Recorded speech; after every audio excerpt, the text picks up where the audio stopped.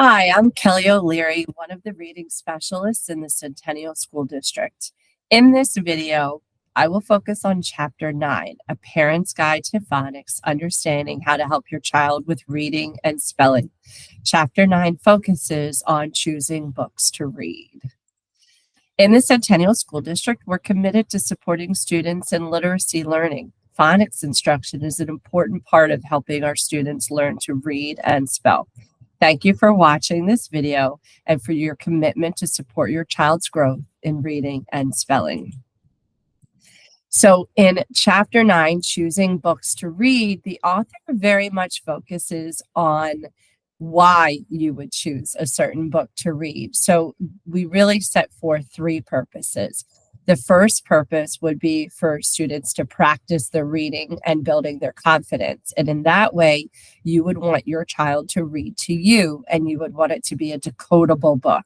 So what is a decodable book? So a decodable book is one in which every single word in that book is something that your child can decode. In other words, you might hear them call it tap out or sound out.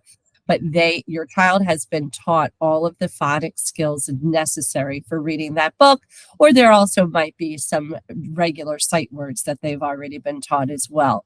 That is a book that they can be completely successful reading, and it helps develop their fluency and vocabulary. So you really want to be careful when choosing a book like that it is something that the child can read completely. However, there are lots of books out there that you might still want your child to experience, but they're not yet ready to read. And so that's when you are reading to your child. Something, that can be far above their reading level, but still within their level of comprehension and maturity and understanding. Every night is a great time to sit down and read a book to your child and discuss it together and enjoy it together. And that can also be a nonfiction book as well, because maybe your child is interested in something that they want to learn more about, and a nonfiction book is a great way to teach them something that they don't know a lot about or hopefully are interested in. So those are some reasons that you would make sure to choose a book. So the next slide really focuses on, okay, well, how do I do that? How do I know what is the right book? So there is a quick trick that we call the 5-finger rule.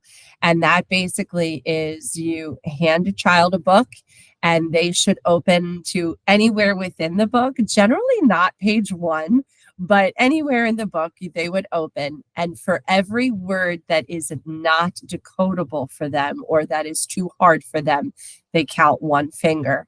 And so if there's maybe only one word that's too hard, it's not really a challenging book for them. They might enjoy it, but they're not going to get much out of it in terms of building their reading skills.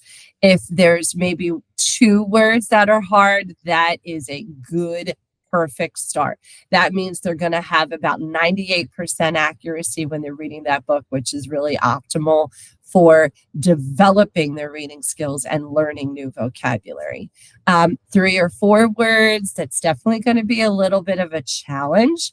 There might be a whole lot of content that they're not getting because they have to work really hard to decode some of those words. And if there's 5 or more, it is definitely too hard of a book, and it's not going to be enjoyable for them. They're not going to develop their reading skills. They're not going to get anything out of it. Like we said before, there's lots of reasons that a child might choose to read a book. And you might wonder, well, my son, my daughter reads the same book over and over and over again, and that can't be good. Well, actually, it is okay. As long as they're willing to read something, they develop every single time they read that book, they're developing something in their brains for that, whether it's their fluency, their decoding, their vocabulary. That's all well and good. Of course, we want to try encouraging new books, but it's okay to reread the same book. And I do caution, there's a lot of companies out there that, make books for children, and sometimes they'll put what they call their grade level or their reading level on them. Be careful. They're not always exactly what they seem. just because they might like it doesn't mean they can read all of it. You know, something like this says a level 1. If you look inside of it, there's no way a developing level 1 reader would be able to read this successfully. So just because it might say a 1 doesn't necessarily mean it's perfect for a first grade reader. The step into reading books are a little more accurate with their levels, but always look through the book with your child and make sure that he or she is comfortable with what's there. All right. So, thank you for tuning in today. If you haven't received your copy of the Parent's Guide to Phonics, please reach out to your child's school office, and they can help you out with that. And stay tuned for the next video coming soon to a device near you. Thank you.